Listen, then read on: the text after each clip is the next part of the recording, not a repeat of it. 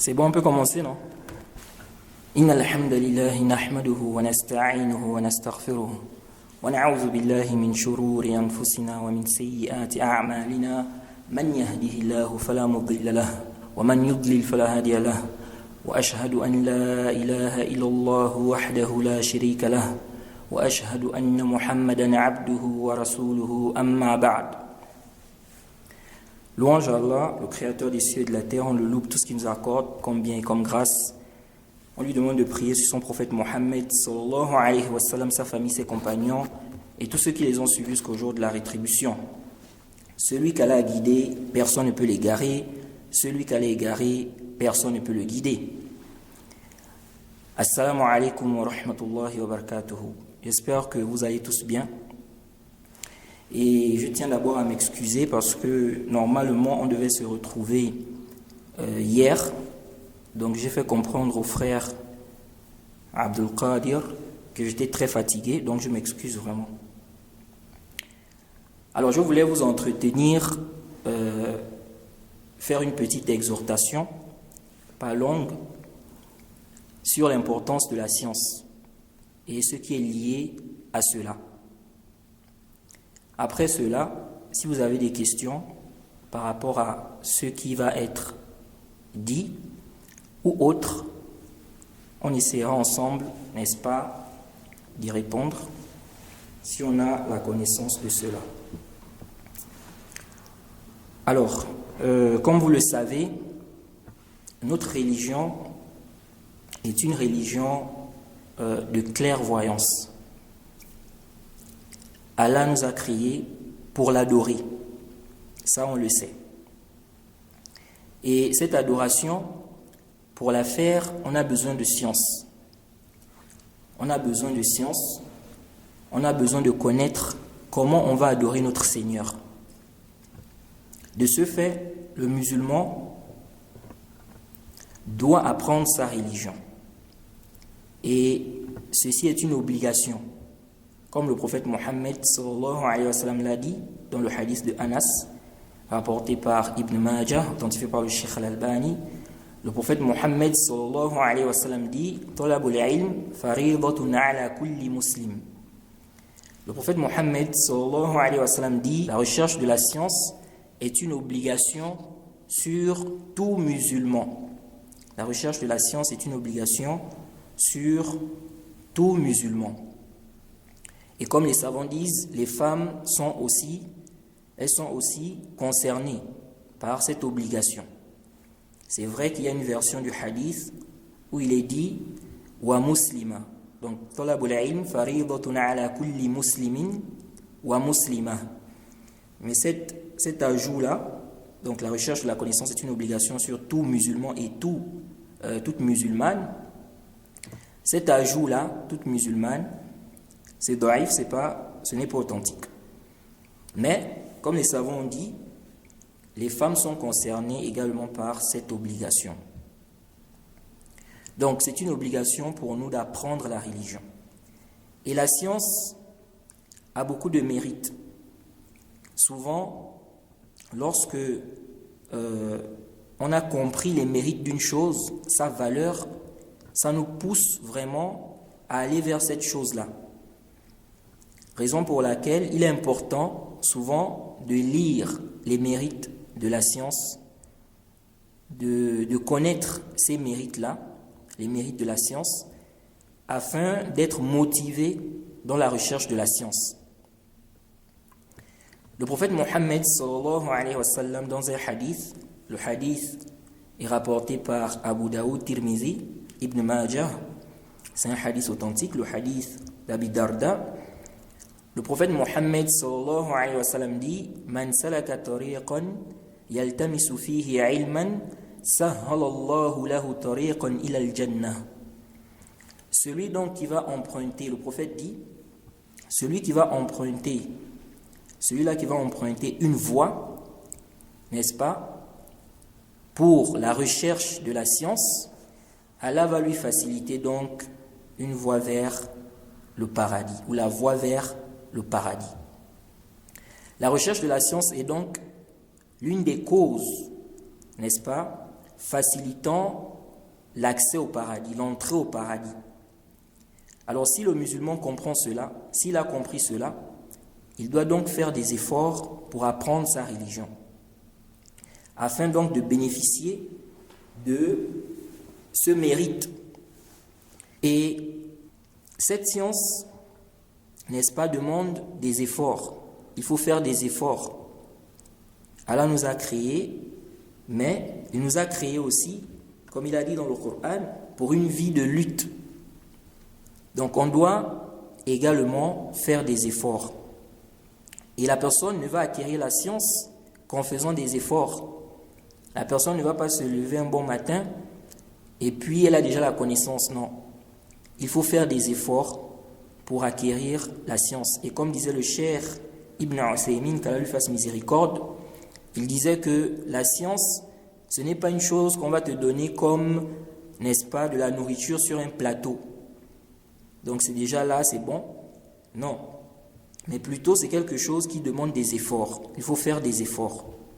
Mais le résultat est bon. C'est-à-dire, la personne va se fatiguer, certes, mais le résultat sera quoi? Sera meilleur, sera quelque chose de bien. Donc dans ce hadith, on voit, n'est-ce pas, que parmi les causes nous facilitant l'entrée au paradis, on a quoi? Le fait de rechercher la science. Et à travers la recherche de la science, la personne va mieux comprendre la religion. Et le prophète Mohammed sallallahu alayhi wa sallam, dans le hadith qui est rapporté par l'imam al-Bukhari, le hadith de Muawiyah, le prophète Mohammed sallallahu alayhi wa sallam a dit « Man yuridillahu bihi khayran yufaqihu fid din » Le prophète dit « Celui à qui Allah veut du bien, il lui donne la compréhension de la religion. » Il lui donne la compréhension de la religion. Mais comment la personne va avoir cette compréhension-là? C'est en apprenant. Donc elle doit apprendre. Elle va découvrir des choses. Elle va comprendre des choses. Donc Allah, si Allah veut du bien au serviteur, il lui donne la compréhension. Il lui donne la compréhension de la religion. C'est pourquoi le Cheikh Ibn Baz, qu'Allah lui fasse miséricorde, disait, de ce hadith on comprend que celui qui n'a pas, n'est-ce pas, compris la religion, Allah ne lui a pas voulu du bien. Qu'Allah nous en préserve et qu'Allah fasse qu'on soit de ceux-là, n'est-ce pas, dont Allah a voulu du bien. Donc ce hadith nous montre également l'importance de l'apprentissage parce que, justement, pour bien comprendre la religion, il faut apprendre. Il faut faire quoi? Il faut apprendre. Et bien évidemment, la science, c'est quelque chose de noble. C'est quelque chose de noble. Les gens, n'est-ce pas, ont besoin de la science. Non seulement ils ont besoin de la science, mais en plus de ça, les gens, c'est connu naturellement que les gens aiment la science. C'est-à-dire, ils aiment, n'est-ce pas, qu'ils ne soient pas présentés comme des ignorants. Qu'on ne dise pas que tel est ignorant, qu'un tel est un ignorant. Jaïd, c'est quelque chose en fait que les gens ne fuient pas à la base. Contrairement à l'ignorance. L'ignorance à la base, les gens fuient ça. Raison pour laquelle, généralement, on constate que les gens n'aiment pas lorsqu'on dit qu'ils sont ignorants. Donc, la science, même la fitra, c'est-à-dire la nature saine, n'est pas contre cela. Au contraire. Maintenant, il y a des gens parfois qui peuvent délaisser l'apprentissage, soit par paresse, soit, n'est-ce pas, à cause des passions, etc., etc. Et celui qui connaît n'est pas comme celui qui ne connaît pas. Il n'y a pas de doute là-dessus. C'est pourquoi Allah dit, sourate 39, au verset 9, « Hal yastawi alladhina ya'lamuna walladhina la ya'lamun » Allah dit, est-ce que ceux qui savent sont égaux ou bien sont semblables à ceux qui ne savent pas? Il n'y a pas de doute qu'ils ne sont pas semblables.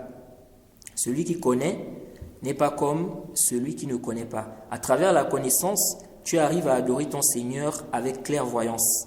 À travers la connaissance, tu te préserves aussi des ambiguïtés, du faux, des incompréhensions. Parce que tu as, n'est-ce pas, un bagage, tu as le ilm qui te permet de lutter contre les ambiguïtés, n'est-ce pas, le faux, etc. et même les shahawat. Parfois, les gens tombent dans des choses, n'est-ce pas, des passions et tout, des désirs, à cause de quoi? À cause aussi du manque de science. Et Allah élève les gens qui ont la science. Comme Allah a dit, n'est-ce pas, dans le Coran, je crois sourate 58 au verset 11, si je ne me trompe pas, Allah, n'est-ce pas, élève en degré ceux qui ont cru et ceux à qui on a donné la science. Ceux qui ont le savoir. Ceux-là qui ont le savoir, Allah les élève. Et comme disait le cheikh Ibn Uthaymin, Allah les élève ici-bas et dans l'au-delà. Ici-bas, vous verrez que les gens de science, n'est-ce pas, sont élevés. On leur accorde, n'est-ce pas, du respect. On fait les éloges des gens de science, n'est-ce pas? Ça fait partie de l'élévation ici-bas. Et dans l'au-delà aussi, Allah va élever, n'est-ce pas, ceux-là qui ont eu la science. Et les gens seront élevés en fonction de leur foi, n'est-ce pas? Et aussi en fonction de leur science, de la mise en pratique de cette science et de la propagation de cette science. Donc celui-là qui aura plus de science et qui fera plus d'efforts dans la propagation de la religion et qui met en pratique ce qu'il a comme connaissance, celui-là aura un rang plus élevé, n'est-ce pas, que celui qui aura moins de science que lui et qui aura donc moins pratiqué ce qu'il aura comme connaissance, de même propager ce qu'il aura comme connaissance. Cette science ou cette élévation, il faut savoir que lorsqu'on est en train de dire ici que Allah élève ceux qui ont la science, cela ne veut pas dire, n'est-ce pas, que celui qui va rechercher la science, lui, son but, c'est qu'il soit élevé auprès des créatures. Jade, comme on va le voir, que cette science a besoin de sincérité. On a besoin de sincérité et on va en parler. Ici, là, lorsqu'Allah dit qu'il élève en degré, il faut savoir aussi qu'il ne suffit pas de connaître, mais il faut mettre en pratique ce qu'on a comme connaissance. Il ne faut pas se détourner de la connaissance, de la science, parce que c'est à travers cela aussi qu'Allah va élever la personne. Donc il ne s'agit pas juste d'avoir la connaissance, non, mais d'avoir la connaissance et de mettre cela en pratique, de suivre, n'est-ce pas, cette science, de ne pas se détourner. C'est pourquoi Allah dans le Coran, n'est-ce pas, nous rappelle dans la sourate 7, versets 175 à 76, Allah nous rappelle là-bas le cas de quelqu'un à qui on a donné la science, mais qui s'en écarta. Allah dit وَاتْلُ عَلَيْهِمْ نَبَأَ الَّذِي آتَيْنَاهُ آيَاتِنَا فَانْسَلَخَ مِنْهَا فَأَتْبَعَهُ الشَّيْطَانُ فَكَانَ مِنَ الْغَاوِينَ وَلَوْ شِئْنَا لَرَفَعْنَاهُ بِهَا وَلَكِنَّهُ أَخْلَدَ إِلَى الْأَرْضِ وَاتَّبَعَ هَوَاهُ. Allah dit, raconte-leur donc l'histoire de celui à qui nous avons donné nos signes. فَانْسَلَخَ مِنْهَا, et il s'en écarta. فَأَتْبَعَهُ الشَّيْطَانُ, le shaitan l'a donc suivi. Et il était du nombre des égarés. Et Allah dit dans ce verset, وَلَوْ شِئْنَا لَرَفَعْنَاهُ بِهَا, si nous avions voulu, nous l'aurions élevé à travers ces enseignements-là. Si nous avions voulu, nous l'aurions élevé à travers ces enseignements-là. Donc à travers cette science-là, on devait l'élever. Jade. Mais qu'est-ce qui s'est passé? Allah nous dit وَلَكِنَّهُ أَخْلَدَ إِلَى الْأَرْضِ وَاتَّبَعَ هَوَاهُ. Cependant, il s'est penché vers la dunya. Il s'est penché vers la dunya et il a suivi sa passion. Donc, au lieu de suivre, n'est-ce pas, ce qu'il a comme science, de mettre cela en pratique, lui, il s'est détourné. Il a suivi la dunya. Et il y a des gens comme ça. Vous allez voir des gens, ils ont appris des choses, mais après ils se détournent. il se détourne de la science, il se détourne de la mise en pratique de la science, il suit la dunya. Et voilà comment il s'égare. Et même ce qu'il avait comme science, il oublie cela. Il oublie cela. Donc, ce verset, n'est-ce pas, dans ce verset, on a une grande exhortation. Il ne suffit pas d'acquérir des connaissances, mais il faut suivre cette science-là, mettre cela en pratique. C'est ainsi qu'on va réussir. C'est la science-là qui est, n'est-ce pas, sur laquelle on fait l'éloge. Et non pas quelqu'un qui a acquis une science, mais il ne met pas ça en pratique. Il est en train de faire le contraire de ce qu'il a eu comme connaissance. Et la science, n'est-ce pas, c'est ce qui permet aussi, c'est comme un bouclier. La science, en fait, est comme un bouclier. Ça permet de ne pas s'égarer. Bien évidemment, avant tout, il y a l'assistance d'Allah. Si Allah ne t'assiste pas, tu vas t'égarer. Tu ne peux être sur le droit chemin que si Allah te facilite cela. C'est pour cela, lorsqu'on parle ici de la science, la recherche de la science, il faut comprendre que c'est une cause. C'est une cause. Quelqu'un peut avoir beaucoup de science et s'égarer. Il se peut que quelqu'un ait beaucoup de science et cette personne s'égare. Peut-être à cause de l'orgueil, n'est-ce pas? Le fait d'être imbu de sa personne, il se peut qu'à cause de tout cela, Allah, n'est-ce pas, l'égare. Mais c'est une cause. La science est une cause, ça permet de se préserver des ambiguïtés, des égarements. Ça permet de se préserver des ambiguïtés, des égarements. C'est pourquoi, là où il n'y a pas de science, qu'est-ce qu'il y a là-bas? C'est l'ignorance. Là où il n'y a pas des savants, il n'y a pas des étudiants en sciences, c'est l'ignorance. C'est pour cela, dans le hadith de Abdullah ibn Amr, dans le Sahih Muslim, le prophète Mohammed sallallahu alayhi wa sallam dit « Inna Allaha la yaqbidu al-ilma » n'est-ce pas? Allah subhanahu wa ta'ala n'enlève pas la science intiza'an yantazi'uhu min al-ibad. Il dit, Allah n'enlève pas la science d'un coup comme ça des serviteurs. Wa innama yaqbidu al-ilma biqabdi al-ulama. Mais Allah retire la science en faisant mourir les savants.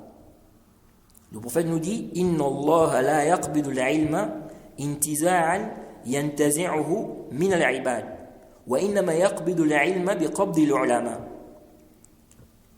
Allah va retirer la science en donnant la mort aux savants. Et le prophète dit hatta iza lam yubqi 'aliman ittakhadha an-nas ru'usan juhalan fasu'ilu fa'aftaw bighayri 'ilmin fadallu wa adallu. Le prophète dit jusqu'à ce qu'il n'y ait plus de savants. Les gens vont prendre donc des ignorants, ils vont les mettre devant, ils vont leur poser des questions et eux vont répondre, ils vont s'égarer, ils vont égarer les autres. Ils vont s'égarer et ils vont égarer les autres. Le hadith est dans le Sahih Muslim. Ce hadith nous montre que la mort des savants, c'est vraiment un malheur. Et ce hadith montre aussi que lorsqu'il n'y a pas de science, les gens mettent les ignorants devant, ils leur posent des questions et eux répondent, ils s'égarent les autres. Ça nous montre que la science en réalité est l'une des causes, n'est-ce pas, nous empêchant de nous égarer. Lorsqu'il n'y a pas de ilm, il n'y a pas de science, les gens s'égarent. Car les gens ne savent pas ce qui est sahih, ce qui n'est pas sahih, ce qui est faux, ce qui est juste, la bonne croyance, n'est-ce pas, le bon manhaj. Ils ignorent cela et ils s'égarent. D'où l'importance de la science. Maintenant, cette science, il faut savoir que lorsque tu décides d'apprendre, tu as besoin, n'est-ce pas, de sincérité. Il te faut la sincérité. La sincérité, la sincérité, la sincérité. Et il y a des gens parfois, ils se disent que c'est quelque chose de simple, mais non. La sincérité est une chose difficile. C'est un combat. C'est vraiment un combat, surtout dans le chemin de l'apprentissage. Le serviteur doit se battre. Il doit combattre son nafs afin d'être sincère, n'est-ce pas, dans la recherche de la science. Pourquoi? Parce que la recherche de la science, déjà, c'est une adoration. Rechercher la science, c'est une adoration. Là où on est là, on s'est réunis pour parler de ilm, parler de science. On est dans l'adoration. Et le fait de comprendre cette réalité, ça t'aide aussi. Donc, de la même manière que tu es récompensé lorsque tu pries, tu jeûnes, tu fais le hajj, tu donnes la zakat, de cette même manière tu es récompensé lorsque tu apprends. Lorsque tu assistes à des cours, des conférences où on parle d'Allah, de son prophète, de la religion, tu es en train d'apprendre, c'est une adoration, tu es dans l'adoration. Et toute adoration nécessite quoi? La sincérité. Parce que s'il n'y a pas de sincérité, c'est une perte de temps en réalité. La personne, n'est-ce pas, ne va pas profiter, ne va pas bénéficier des récompenses liées à cette adoration-là. C'est pourquoi le prophète Mohammed sallallahu alayhi wa sallam nous dit dans un hadith, le hadith d'Abi Umama al-Bahili, qu'Allah l'agrée, le hadith est rapporté par l'imam Nasa'i, authentifié par le Cheikh al-Albani. Le prophète Mohammed sallallahu alayhi wa sallam nous dit dans ce hadith: Inna Allah la yaqbalu min al-amali illa ma kana lahu khalisan wabtughiya bihi wajhuhu. Le prophète Mohammed sallallahu alayhi wa sallam dans ce hadith, il dit: certes, Allah n'accepte de l'œuvre que ce qui est sincèrement voué à Allah. Ce qui est l'œuvre qui est faite sincèrement, n'est-ce pas, pour Allah, et à travers donc laquelle on recherche le visage d'Allah. Donc, si l'œuvre, si tu n'es pas sincère dans ce que tu fais, Allah n'accepte pas. Et dans le Sahih Muslim, le hadith d'Abi Huraira, le prophète Mohammed sallallahu alayhi wa sallam a dit qu'Allah a dit quoi? Il a dit: Man amila amalan ashraka fihi ma'i ghayri taraktuhu wa shirkah. Le prophète Mohammed sallallahu alayhi wa sallam dit qu'Allah a dit: celui qui va faire une œuvre et il m'associe dedans, donc il commet le shirk, je le délaisse avec son œuvre. Le shirk annule les œuvres. Le petit shirk, qui est l'ostentation, ici, ça annule l'œuvre. L'œuvre dans laquelle tu as commis ce shirk-là. Donc l'ostentation, le riya. Le serviteur doit donc faire attention et se battre pour être sincère. Et parmi les choses aussi qui aident dans ça, c'est le fait de comprendre que les gens ne te seront d'aucune utilité devant le châtiment d'Allah. Donc toi, tu ne dois pas regarder les gens. Tu ne dois pas, n'est-ce pas, te concentrer sur les gens ou regarder les gens. Toi, ce que tu cherches, c'est la récompense d'Allah. Donc tu apprends pour apprendre, n'est-ce pas, pour connaître ta religion, adorer ton Seigneur avec clairvoyance. Tu le fais, n'est-ce pas, pour ton Seigneur. Et non pas pour qu'on te fasse des éloges, pour que tu aies une place et tout ça. Tout ceci, tu ne dois pas regarder cela. Même si, comme on a dit, que parmi les bienfaits de la science, il y a le fait que Allah élève le serviteur à travers cela. Mais ça, c'est un mérite. Mais ça ne veut pas dire que toi, tu vas rechercher la science. Pourquoi? Pour qu'on t'élève ici-bas. Parce que comme on l'a dit, l'élévation elle est ici-bas et dans l'au-delà. Donc vraiment, il faut faire des efforts pour être sincère dans la recherche de la science. Parmi les choses qui aident donc à être sincère, c'est le fait de craindre le châtiment de celui-là qui n'est pas sincère, ou le châtiment qui est réservé à celui-là qui n'est pas sincère. Dans le Sahih Muslim, le prophète Mohammed sallallahu alayhi wa sallam nous dit, le hadith d'Abi Huraira, le prophète Mohammed sallallahu alayhi wa sallam dit: Inna awwal an-nasi yuqda yawm al-qiyamah alayhi rajulun istushhida fa utiya bihi fa'arrafahu ni'amahu fa'arafaha faqila lahu fama 'amilta fiha qala qataltu fika hatta istushhidtu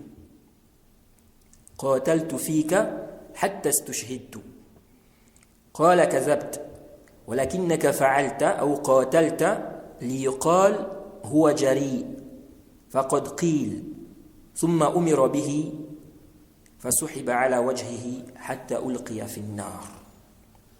Le prophète Mohammed sallallahu alayhi wa sallam, dans ce hadith, il dit: les trois premières personnes qui seront jugées yawm al-qiyamah, on a un homme qui, n'est-ce pas, est mort dans le combat. On va l'emmener et on va, n'est-ce pas, lui parler des bienfaits d'Allah sur lui. Et on lui dira: qu'as-tu fait? Qu'as-tu fait? Et il dira: j'ai combattu, n'est-ce pas, au point où j'ai été tué pour toi. Donc, il dira à Allah que j'ai combattu au point où j'ai été tué pour toi. Et Allah de dire: tu as menti. Tu as fait cela pour qu'on dise que tu es vaillant. Tu es un combattant. Et cela a été dit. Donc les gens ont dit: voilà, celui-là il était vaillant, combattant. Et qu'est-ce qui s'est passé? Le prophète Mohammed sallallahu alayhi wa sallam nous dit, dans ce hadith, le prophète Mohammed sallallahu alayhi wa sallam nous dit qu'il sera traîné donc en enfer. Qu'Allah nous en préserve. Ensuite, le prophète Mohammed sallallahu alayhi wa sallam dit: wa rajulun ta'allama al-ilma wa 'allamahu. Il dit, et le deuxième, c'est un homme qui a étudié, il a appris la science, wa 'allamahu, et il a enseigné. Fa utiya bihi fa'arrafahu ni'amahu fa'arafaha. Donc, il sera emmené yawm al-qiyamah et, n'est-ce pas, on va lui parler des bienfaits d'Allah sur lui. Faqila lahu, on lui dira: Fama 'amilta fiha. Qu'as-tu fait donc des bienfaits d'Allah? Qu'as-tu fait? Et à lui de répondre: Ta'allamtu al-'ilma wa 'allamtuhu wa qara'tu fika al-Qur'an.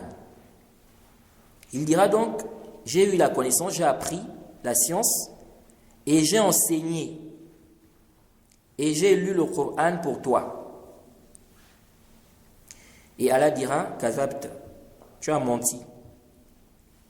Tu as quoi? Tu as menti. Walakinnaka ta'allamta al-'ilma liyuqal 'alimun. Tu as menti. Cependant, mais plutôt, tu as appris la science pour qu'on dise que tu es savant. Donc c'était ça ton intention. Quand tu as appris, c'était pour qu'on dise que voilà, ça c'est un savant. Le serviteur doit faire très attention dans la recherche de la science. Et Allah dit: wa qara'ta al-Qur'an liyuqal qari. Et tu as lu le Coran pour qu'on dise que voilà un lecteur. Il lit bien le Coran. Donc ton but, ce n'était pas quoi? De rechercher la récompense d'Allah. Faqad qil, et cela a été dit. Fa umira bihi thumma umira bihi fasuhiba ala wajhihi hatta ulqiya fi an-nar. Le prophète nous dit que il sera donc entraîné, ils seront entraînés en enfer. Et le dernier, le prophète dit: wa rajulun wassa'a Allahu alayhi fa a'tahu min asnafil mal kullihi. Le troisième, c'est quelqu'un à qui Allah a accordé beaucoup de biens, toutes sortes de biens. فَأُتِيَ بِهِ فَعَرَّفَهُ نِعَمَهُ فَعَرَّفَهَا. Donc, il sera emmené, on va donc lui parler des bienfaits d'Allah sur lui, qu'il va reconnaître, et on va lui dire فَمَا عَمِلْتَ فِيهَا. Qu'est-ce que tu as fait? Qu'as-tu fait? فَقَالْ, il dira donc مَا تَرَكْتُ مِنْ سَبِيلٍ تُحِبُّ أَنْ يُنْفَقَ فِيهَا إِلَّا أَنْفَقْتُ فِيهَا لَكَ. Il dira, je n'ai pas laissé un sentier dont tu aimes, n'est-ce pas, ou sur lequel tu aimes qu'on dépense sans que je n'ai dépensé dans ce sentier-là. Et on dira, kazabta, tu as menti. Walakinnaka fa'alta liyuqal jawad. Mais tu as fait cela pour qu'on dise que tu es quoi? Généreux. Donc tu dépensais, tu n'étais pas sincère, tu dépensais parce que tu voulais que les gens disent que celui-là est généreux. Il est quoi? Il est généreux. ثم أمر به فسحب على وجهه حتى ألقي في النار. Le prophète dit, il sera donc emmené et jeté en enfer. Ce hadith fait peur. Ça nous montre le danger, n'est-ce pas, du manque de sincérité. Et regardez, ça c'est vraiment une perte. C'est vraiment une grande perte. Non seulement l'œuvre là n'est pas acceptée, tu n'auras pas de récompense pour cela, mais en plus de ça, tu as le péché et tu es susceptible d'aller en enfer. Donc c'est vraiment une perte. Supposons que tu t'es fatigué pour faire ça. Imaginons quelqu'un, tu te fatigues pour rechercher la science. Tu te fatigues vraiment, tu dépenses et tu n'es pas sincère. Ça c'est une perte. C'est vraiment une perte. Tu t'es fatigué pour rien en réalité. Donc, on doit vraiment faire attention par rapport à cela. La sincérité, les frères, la sincérité. La sincérité dans la recherche de la science. C'est la base. Et à travers cette sincérité, Allah va te faciliter. Si tu es sincère, Allah va te faciliter. Il va t'ouvrir les portes dans la compréhension du dîn, etc. Ensuite, parmi les choses aussi importantes à comprendre en ce qui concerne la science, c'est que lorsque tu recherches la science aussi, prends comme intention d'enlever le jahl que tu as en toi, d'éradiquer l'ignorance ou bien d'enlever l'ignorance qui est en toi. Et aussi l'ignorance qui se trouve chez les autres. Donc, pas juste chez toi. Tu apprends avec l'intention d'abord de connaître ta religion, afin de pratiquer ta religion avec clairvoyance, mais en plus de cela, ton intention aussi, c'est de propager la religion d'Allah, de défendre la religion d'Allah, d'enlever les gens, n'est-ce pas, dans l'ignorance vers la connaissance. Comme dit le cher Ibn Uthaymin, qu'Allah lui fasse miséricorde. Car, c'est vrai, on doit rechercher la science et cela nous permet nous-mêmes de bien pratiquer notre religion. Et vraiment, lorsque tu as appris ta religion, tu es tranquille. Tu arrives dans un endroit, quelque chose se passe, tu sais comment te comporter. Dans la prière, tu sais ce que tu dois faire.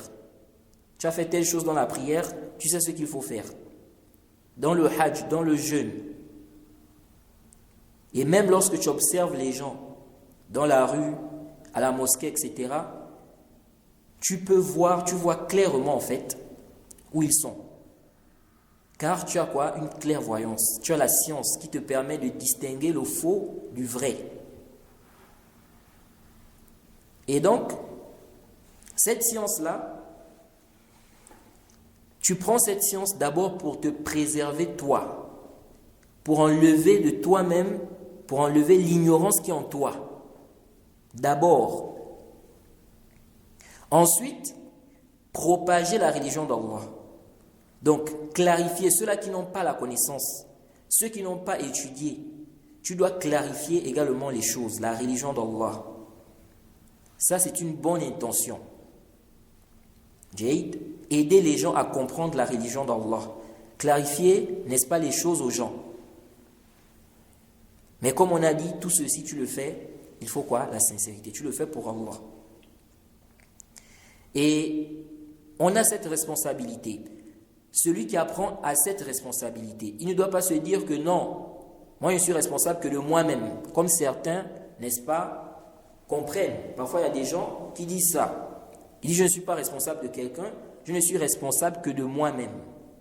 Certains ont même pris un verset, je crois c'est le verset 105 de la sourate 5, où elle a dit Ya ayyuhalladhina amanu alaykum anfusakum la yadurrukum man dalla iza ihtadaytum. Ô vous qui avez cru, alaykum anfusakum la yadurrukum man dalla iza ihtadaytum. Ô vous qui avez cru, vous êtes responsable de vous-même. Celui qui s'égare ne vous nuira en rien. Celui qui s'égare ne vous nuira en rien. Et ce verset, il y a des gens qui ont mal compris ce verset. Donc parfois ils sont là, ils connaissent des choses, mais ils ne parlent pas, ils ne réprimandent pas, ils n'enseignent pas. Pourtant ils ont ce niveau-là de le faire et la capacité de le faire. Et lorsqu'ils sont blâmés, ils disent non, moi je ne suis pas responsable des gens. Je ne suis responsable que de moi-même. Ça c'est faux. Et ça c'est une mauvaise compréhension du verset. Ici, là, oui, celui qui s'égare ne te nuira pas. Mais après que tu aies fait l'obligation, tu as fait ce qui est obligatoire sur toi. Maintenant, lui, il ne suit pas. Il s'égare. Il ne va pas te nuire. C'est sur lui-même. Et le fait que tu ne fasses pas, n'est-ce pas, ce qui t'est demandé, est-ce que tu penses que tu es guidé? Tu ne fais pas l'obligation. On a dit, la yadurrukum man dalla iza ihtadaytum. Celui qui s'égare ne vous nuira en rien. Si vous êtes guidé, bon, est-ce que tu es guidé quand tu délaisses l'obligation? Tu dois faire ce qui est obligatoire sur toi, car c'est une obligation de réprimander le mal, d'ordonner le bien, pour celui qui a les capacités. C'est pourquoi Allah dans le Coran, qu'est-ce qu'il a dit? Wal asr, innal insana lafi khusrin, illa alladhina amanu wa amilu s-salihat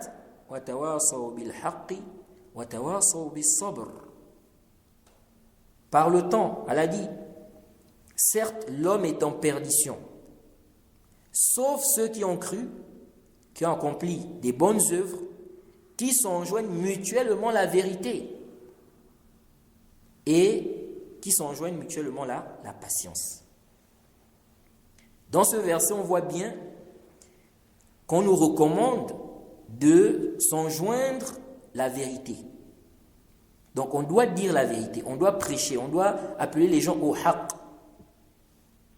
Et Allah a dit également, n'est-ce pas, qui font quoi, qui s'enjoignent, n'est-ce pas, la patience. Il faut aussi la patience, parce que oui, évidemment, lorsque tu vas décider d'appeler les gens à la vérité, d'appeler les gens à la religion, à ce qui est juste, à la science, eh bien, attends-toi à quoi? À des attaques. Attends-toi à des nuisances. Jade, tu dois être préparé. C'est pourquoi le cheikh Mohammed ibn Abdul Wahhab, dans les 3 fondements, lorsqu'il a cité ce verset-là, il nous a rappelé ce principe. Que tu vas faire la da'wa, mais en même temps, il faut faire quoi? Il faut patienter par rapport au mal qui va découler. Donc, oui, tu as appris la science, mais ça ne suffit pas, il faut aussi propager ça. Et ça ne suffit pas, il faut aussi patienter. Il ne faut pas, n'est-ce pas, délaisser. Tu as subi des nuisances, tu délaisses, tu dis bon, comme c'est comme ça, j'arrête. Je ne prêche plus, je n'enseigne plus. C'est plus mon problème. Non, tu dois patienter. Tu dois patienter. Et tu dois regarder aussi, n'est-ce pas? Il convient de regarder aussi ceux qui sont passés, les prophètes qui sont passés, les savants qui sont passés, ceux qu'ils ont subis, les compagnons du prophète au début de l'islam. Vous êtes sans ignorer, n'est-ce pas, les tortures, n'est-ce pas, qui ont été subies par certains compagnons. L'histoire de Bilal, vous vous souvenez certainement de cette histoire. Donc, quand tu regardes tout ça, il y a des prophètes qui ont été tués. Allah nous a parlé des prophètes qui ont été tués. Tués, hein, ils ont été tués. Donc, quand la personne voit tout ça, ça doit en fait l'encourager. Ça doit faire en sorte qu'elle reste ferme sur, n'est-ce pas, ses principes, sur la da'wa. Donc, évidemment, dans ta famille, tu peux avoir des nuisances parce que tu appelles ta famille au haqq. Le prophète Ibrahim, alayhi salam, son papa, lui a dit quoi? Si tu n'arrêtes pas, je vais te lapider. Son propre père. Il lui dit, si tu n'arrêtes pas, n'est-ce pas, je vais te lapider. Donc, il faut patienter. Il faut faire quoi? Il faut patienter. Et tu es responsable. C'est pourquoi Allah a dit, Ya ayyuhalladhina amanu, qu anfusakum wa ahlikum nara. Qu anfusakum wa ahlikum nara. Ô vous qui avez cru, préservez vos personnes et vos familles du feu de l'enfer. Donc tu es responsable. Et comme les savants disent, comment tu vas préserver ta famille du feu de l'enfer?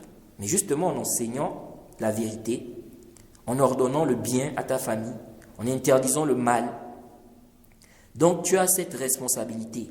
Quelqu'un qui dit je ne suis responsable de personne, je suis responsable que de moi-même, c'est faux. Ça n'a rien à voir avec l'islam. Et d'ailleurs, qu'est-ce qu'Allah a dit dans la sourate 5, je crois au verset 79, لُعِنَ الَّذِينَ كَفَرُوا مِنْ بَنِي إِسْرَائِيلَ عَلَى لِسَانِ دَاوُدَ وَعِيسَى بْنِ مَرْيَمَ ذَلِكَ بِمَا عَصَوْا وَكَانُوا يَعْتَدُونَ ذَلِكَ بِمَا عَصَوْا وَكَانُوا يَعْتَدُونَ.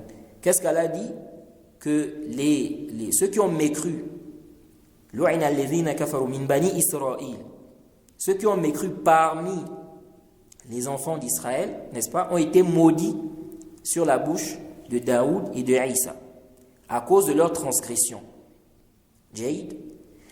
Kanu la yatanahawna an munkarin fa'aluhu. Labi'sa ma kanu yaf'alun.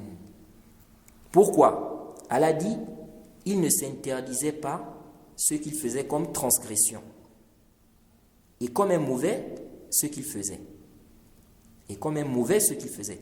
Donc, ils ont été blâmés ici, maudits. Pourquoi? Parce qu'ils ne s'interdisaient pas le mal. Donc, on ne peut pas dire qu'on n'est pas responsable des gens, des autres. Non. Tu as une obligation. Naam, si tu as fait l'obligation, la personne ne suit pas, ok, elle est responsable de ses actes. Mais toi, tu dois faire l'obligation. Tu dois faire, n'est-ce pas, l'obligation. Et le prophète Mohammed sallallahu alayhi wa sallam, dans le hadith rapporté par l'imam Muslim, le hadith d'Abi Sa'id al-Khudri, le prophète dit Man ra'a minkum munkaran falyughayyirhu biyadihi fa in lam yastati' fa bilisanihi fa in lam yastati' fa biqalbihi dhalika ad'afu al-iman. Le prophète dit celui parmi vous qui voit un mal, il doit le changer avec sa main. S'il ne peut pas avec sa bouche, s'il ne peut pas avec son cœur, c'est le plus bas degré de la foi. Ce hadith nous montre l'obligation aussi d'ordonner le bien et d'interdire le blâmable. Et ici le prophète a dit man, quiconque, celui, c'est une généralité. Donc tout celui qui a les capacités, qui a la science, il voit ce qui est munkar, il doit réprimander cela. C'est une obligation. Bien évidemment, c'est une obligation collective, mais ça peut devenir une obligation individuelle. Et aussi, Allah nous a parlé d'une communauté qui nous a précédés. Dans la sourate 7, verset 164, je crois bien, elle a dit « Wa iz qalat ummatun minhum lima ta'izuna qawman » Allah nous dit que un groupe, une communauté, n'est-ce pas, a dit à d'autres personnes qui étaient en train d'exhorter des gens qui étaient dans la désobéissance. Ils ont dit, pourquoi exhortez-vous des gens qu'Allah va faire périr? Jay, lima ta'izuna qawman Allahu muhlikuhum aw mu'azibuhum 'azaban shadida. Na'am. Pourquoi exhortez-vous des gens qu'Allah va faire périr ou qu'Allah va châtier, d'un châtiment, n'est-ce pas, dur? Qu'est-ce qu'ils ont dit? Ma'ziratan ila rabbikum wa la'allahum yattaqun. Ils ont dit ceci afin de décharger notre responsabilité vis-à-vis de votre Seigneur. Et peut-être qu'ils craindront Allah. Donc comment ils ont répondu lorsque les autres leur ont dit « Mais pourquoi vous exhortez des gens qu'Allah va punir en fait ?» Ils ont dit quoi? Ils ont dit ceci afin de décharger notre responsabilité vis-à-vis de votre Seigneur. Ma'ziratan ila rabbikum wa la'allahum yattaqun. C'est pour décharger notre responsabilité. Et peut-être qu'ils vont craindre Allah. Donc, tu as une responsabilité. Tu dois, n'est-ce pas, respecter ou bien tu dois mettre cela en application. Tu as la science, tu sais que ce que tel est en train de faire n'est pas une bonne chose. Qu'est-ce que tu dois faire? Tu dois exhorter cette personne-là, n'est-ce pas, afin qu'elle délaisse cela. Et ainsi, tu t'es déchargé de cette responsabilité. Khalas. Mais tu es là, tu dis non, je ne suis pas responsable. Ça, n'est-ce pas, ça n'a rien à voir avec l'islam. Donc, il faut, n'est-ce pas, après avoir eu la connaissance, ordonner le bien, interdire le mal. Et ici, là, ça peut être même la connaissance d'une chose interdite. Tu as eu la connaissance d'une chose interdite. Maintenant, tu es au travail, par exemple, tu connais des frères qui sont dans la même chose là. Jade, et toi, tu as connaissance de cela. Il faut exhorter ces frères-là. Que, j'ai appris que ce qu'on faisait là, ce n'est pas bon, c'est interdit. Car Allah a dit comme ça, ou bien le prophète a dit ceci. Jade, tu dois exhorter les gens par rapport à cela. Et ici, là, ce cas-là, ça ne demande pas d'être un savant ou d'être quelqu'un qui a atteint le niveau du Cheikh Ibn Baz. Non. Tu as eu connaissance que telle chose est interdite, tu connais cela, tu as le dalil, tu vois quelqu'un faire cela, tu lui dis, mon frère, ce que tu fais, ce n'est pas permis. Car Allah interdit, ou bien le prophète Mohammed sallallahu alayhi wa sallam a interdit cela. Ensuite, parmi les choses aussi à comprendre quand on parle de la recherche de la science, c'est qu'il faut choisir son enseignant. Il faut choisir celui auprès de qui tu vas apprendre la religion. Ça veut dire quoi? Ça veut dire qu'il faut apprendre la religion auprès de quelqu'un de fiable. Choisir quelqu'un qui est fiable et non pas d'apprendre ta religion auprès de n'importe qui ou de tout le monde, tout celui qui se présente, qui vient prêcher, qui vient parler. Tu écoutes, tu dis tu apprends ta science auprès, tu prends ta science, tu dis tu prends ta science auprès de lui. Non. Et les salafs nous ont exhortés par rapport à cela, par rapport au fait de rechercher la science, n'est-ce pas, qu'auprès des gens fiables.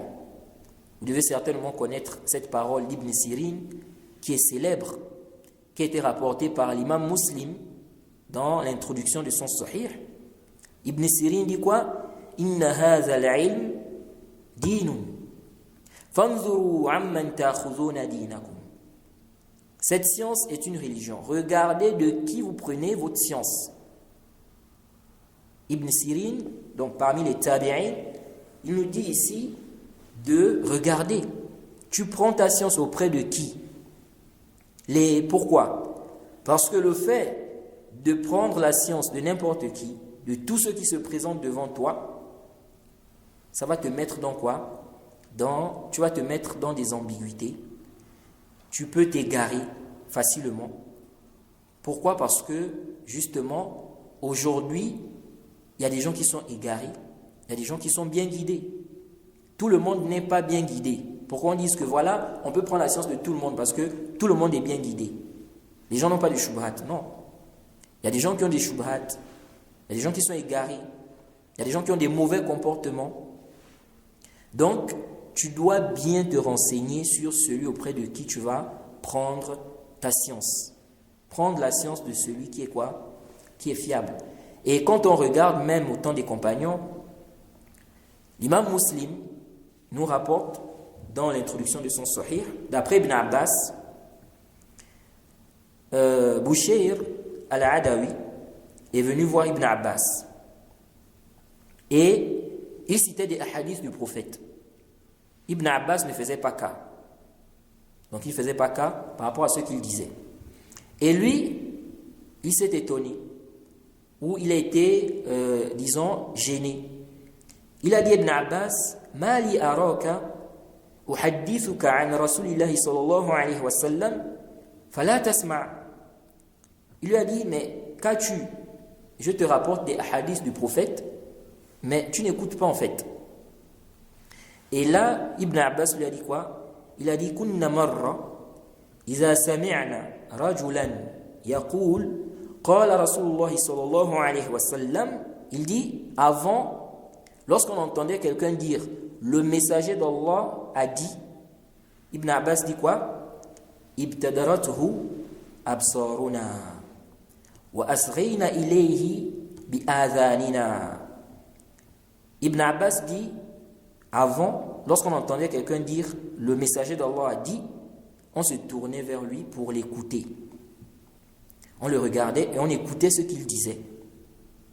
Il dit, فَلَمَّا رَكِبَ النَّاسُ الصَّعْبَ وَالذَّلُولِ لَمْ نَأْخُذْ إِلَّا مَا نَعْرِفُ. Mais lorsque les gens ont commencé à emprunter toutes sortes de voies, nous ne prenons, n'est-ce pas, on a décidé de ne prendre que ce qu'on connaissait. Ça veut dire quoi? Ça veut dire qu'au départ, il n'y avait pas des gens qui montaient sur le prophète Mohammed sallallahu alayhi wa sallam. Donc quand quelqu'un dit le prophète a dit, khalas, on écoute ce qu'il dit. Il n'y avait pas des shubhat, des problèmes, etc. Mais après, les gens ont commencé à emprunter plusieurs voies. Ibn Abbas dit, on ne prenait que ce qu'on connaissait. Ce hadith ou ce athar nous montre. Qui parle là? Il faut arrêter le micro là. Ce athar nous montre quoi? Ça nous montre aussi le manhaj des compagnons. Et là, Ibn Abbas nous parle des compagnons. Il dit kunna, donc il généralise ça. On peut dire que c'est même un consensus des compagnons ici. Donc les compagnons du prophète nous enseignent ici le manhaj, le comportement à avoir. Ça nous montre qu'on doit faire attention par rapport, n'est-ce pas, aux gens à qui on prête l'oreille. Et ça c'est connu. Même le prophète Mohammed sallallahu alayhi wa sallam nous a exhortés par rapport à cela. Et ceci afin d'être préservé. Afin d'être préservé. C'est pourquoi dans le hadith qui est rapporté par l'imam Muslim, le hadith de Aïcha, le prophète nous a mis en garde par exemple contre ceux qui ont des ambiguïtés. Lorsqu'il a cité le verset 6 ou 7 de la sourate 3, Huwa alladhi anzala alayka al-kitab, n'est-ce pas? C'est lui qui a fait descendre sur toi le livre, minhu ayatun muhkamat, hunna ummul kitab, wa ukhra mutashabihat. Fa amma alladhina fi qulubihim zayghun fayattabi'una ma tashabaha minhu. Lorsque le prophète a lu ce verset-là, c'est lui qui a fait descendre sur toi donc le livre, il s'y trouve, n'est-ce pas, des versets sans équivoque, n'est-ce pas, qui sont la base du livre, et des versets qui peuvent prêter à interprétation diverses. Quant à ceux qui ont une inclinaison vers l'égarement, ils mettent l'accent sur les versets qui peuvent prêter, à interprétation diverses. Quand le prophète a lu ce verset, qu'est-ce qu'il a dit? Il a dit إِذَا رَأَيْتُمُ الَّذِينَ يَتَّبِعُونَ مَا تَشَابَهَ مِنْهُ فَأُولَٰئِكَ الَّذِينَ صَمَّ اللَّهُ فَاحْذَرُوهُمْ. Le prophète dit, si vous voyez des gens qui suivent les choses ambiguës, la personne est dans des choses ambiguës, parce qu'il y a des gens comme ça, ils ne suivent que ce qui est ambigu. On dit comme ça, le prophète a dit, il va contredire ça avec des choses, ce n'est pas clair. Il cherche ce qui est ambigu, mais il y a aussi un texte qui dit comme ça, mais pourquoi comme ça? Il est toujours en train de suivre ce qui est ambigu. Il y a des gens comme ça. C'est une maladie. Il cherche ce qui est ambigu, parce qu'en fait, lui veut ce qui va aller dans sa passion. Ce qui va aller, n'est-ce pas, ce qui sera conforme à sa passion. Donc des gens comme ça, le prophète nous dit de les fuir, en réalité. Il dit de prendre garde. Et ça montre aussi la légitimité des mises en garde. Ceux qui sont contre les mises en garde disent non, les mises en garde, ce n'est pas bon, etc., etc. Ça divise les musulmans. Mais le prophète a fait des mises en garde. Ici, le prophète nous met en garde. Il nous dit prenez garde. Donc faites attention à ces gens-là. Jaïd. Et le prophète Mohammed sallallahu alayhi wa sallam nous a même demandé de fuir. Il nous met en garde contre le Dajjal. Dans le Sunan Abi Daoud, le prophète a dit Man sami'a bid-Dajjal falyan'a anhu. Celui qui va entendre parler de Dajjal, qu'il fuit, qu'il le fuit. Pourquoi? Le prophète Mohammed sallallahu alayhi wa sallam nous explique la raison dans ce hadith. Il dit que le serviteur va penser qu'il est croyant et qu'est-ce qui va se passer? Il va suivre le Dajjal à cause des shubhat qu'il va balancer, à cause des ambiguïtés qu'il va balancer. Donc le prophète nous demande de ne pas le suivre, de le fuir. C'est une mise en garde. Donc tout celui qui a des shubhat, quelqu'un qui peut égarer les gens, on doit mettre en garde contre lui. On ne doit pas dire non, ce n'est pas bien, vous divisez les musulmans. Non, parce qu'on veut préserver la personne des shubhat, des égarements. C'est pour cette raison qu'on fait cette mise en garde. Jade, c'est pourquoi, même aujourd'hui, et ça en principe, c'est quelque chose, même la nature saine est d'accord avec ça. Aujourd'hui, on voit des gens qui mettent en garde contre d'autres personnes. Mais vous allez voir que c'est dans les affaires de dunya. Ça ne cause aucun problème. Ne va pas acheter des tomates là-bas parce que celui-là ne fait pas de bonnes tomates. Il ne fait pas de bonnes tomates. Ne va pas acheter le poulet là-bas, ce n'est pas un bon poulet. Ne va pas acheter telle chose là-bas parce qu'ils vendent des choses qui ont déjà, n'est-ce pas, atteint la date de péremption. N'achète pas ça là-bas. Ou bien, un tel ne connaît pas son métier. Ce garagiste-là, il ne connaît pas, il n'est pas bon. Il ne faut pas aller réparer ta voiture là-bas. Va réparer ça là-bas ou là-bas. Pour les gens, c'est normal. C'est-à-dire ça, ce n'est pas quelque chose de mauvais. Mais en ce qui concerne la religion, le shaitan vient faire croire aux gens que non, là, c'est plus bon. Comment tu peux faire ça? C'est ton frère. Tu mets en garde contre ton frère?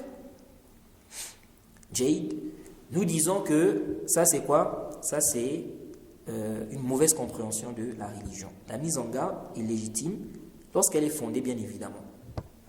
Donc, ça, c'est parmi les points qui sont très, très importants à comprendre quand on parle de la recherche de la science. Faire attention à qui on prête l'oreille. Aujourd'hui, beaucoup de gens se sont égarés à cause de ça. Le fait d'écouter tout et n'importe quoi, écouter n'importe qui, ça a égaré beaucoup de gens, même des frères qu'on a connus qui étaient sur la bonne voie. Mais quand ils ont commencé à écouter des personnes qui ont des shubhat et tout, ils ont changé. Vous voyez? Donc, il faut faire très attention et demander beaucoup à Allah le sabbat. Demandez à Allah de te raffermir, de vous raffermir sur la vérité jusqu'à la mort. Parce que le fait que tu sois guidé, ce n'est pas c'est pas par ta force, Allah t'a facilité. C'est Allah qui t'a facilité cela. Remercie Allah, ne sois pas ingrat et demande-lui de te raffermir sur cette voie jusqu'à la mort. Parce que ça fait peur.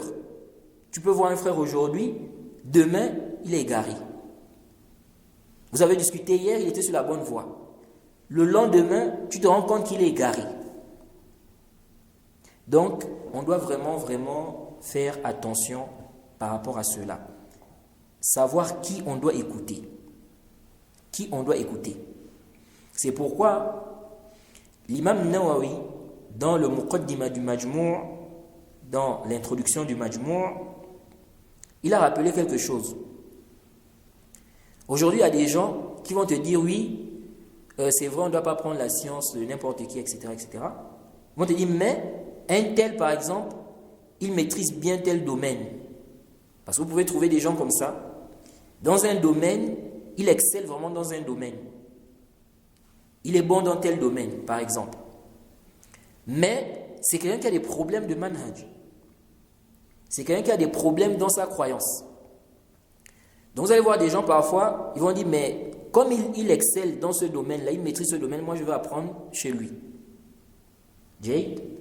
L'imam Nawawi, quand il expliquait dans le Majmou', le Muqaddima, quand il parlait un peu de la question de la science, les comportements, les adab et tout ça, il parlait de celui-là qui se met à enseigner la religion aux gens. Et il disait qu'il ne suffit pas que ce dernier qu'il ait beaucoup de science dans un domaine. Il dit, il ne suffit pas qu'il ait beaucoup de science dans un domaine. Il dit, mais il faut plutôt qu'il ait une science générale dans les autres domaines aussi. Pourquoi? Il dit, car c'est lié. Car c'est quoi? C'est lié. En réalité, la science est liée. En réalité, la science est quoi? Est liée. Ça veut dire quoi? Il veut nous faire comprendre dans cette parole qu'il ne suffit pas à quelqu'un de maîtriser, n'est-ce pas, un domaine pour se mettre en avant et commencer à enseigner aux gens. Il explique en fait qu'il faut qu'il ait aussi une connaissance globale, même si dans d'autres domaines, il ne va pas avoir une connaissance, c'est-à-dire très poussée, où on va dire que vraiment, il a beaucoup de sciences dans ce domaine-là, mais il dit qu'il doit avoir quand même une connaissance générale. Il dit car c'est lié. La science est liée. Et effectivement, parce que tu vas voir quelqu'un, tu vas dire oui, mais il est bon dans ce domaine-là. Par exemple, en langue arabe, il est bon là-bas. Mais c'est quelqu'un qui a des problèmes dans le manhaj, dans la aqida. Comme la science est liée là, parfois, il va t'enseigner la langue arabe. Tu dis, moi, je vais apprendre la langue arabe chez lui. Il t'enseigne la langue arabe. Mais là, parfois, il va arriver dans des masaïl qui sont liés à la croyance. Il va faire entrer des qawaïd, n'est-ce pas, de langue qui, en fait, ne passent pas ici. Mais comme c'est quelqu'un qui a des problèmes dans la croyance, il ne maîtrise pas ça, ou bien il connaît, mais il est égaré simplement, il va t'enseigner quoi? Une mauvaise croyance. Tu vas aller chez lui, il peut te mettre en garde contre des bonnes personnes. Car lui, il est contre les gens de la sunna. Il est contre les gens qui sont sur le manhaj. Donc, il va te mettre en garde contre des personnes fiables. Et te mettre même des shubhat. Parce qu'il a la langue arabe, tout ça, il va t'embrouiller, etc., etc. Et on a vu ça. On a vu des gens qui sont allés étudier chez des personnes en disant « Non, moi je prends juste le Coran, ou bien je prends juste ceci ou cela. » Mais après, ils sont influencés. Ils sont influencés même au point où, quand toi tu vas réfuter ce dernier, tellement il a appris auprès de lui, donc il a déjà eu quoi? Cet amour-là. Il va commencer à le défendre. Non, pourquoi? Parce que c'est son enseignant. Et après même, il peut faire la guerre aux gens de la sunna à cause de ce dernier-là. Donc c'est un danger. De même, le comportement. Le comportement. Tu vas aller apprendre chez quelqu'un qui a un très mauvais comportement. Ça peut t'influencer. Ça peut t'influencer. Donc ne dis pas, oui, mais moi je prends juste la science. On a vu des gens qui sont allés apprendre chez des gens qui sont, c'est-à-dire ils sont vulgaires dans le langage agressif.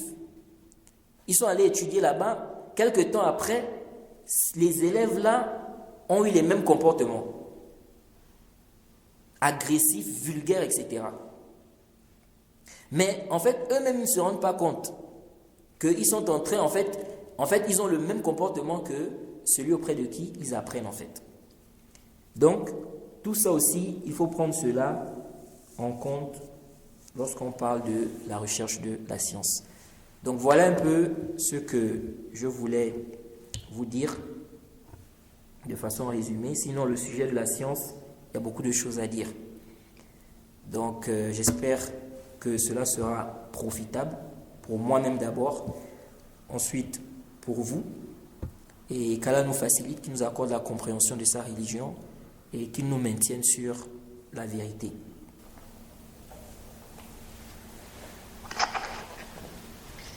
Bon, je ne sais pas comment on va faire pour les questions. C'est pas parce que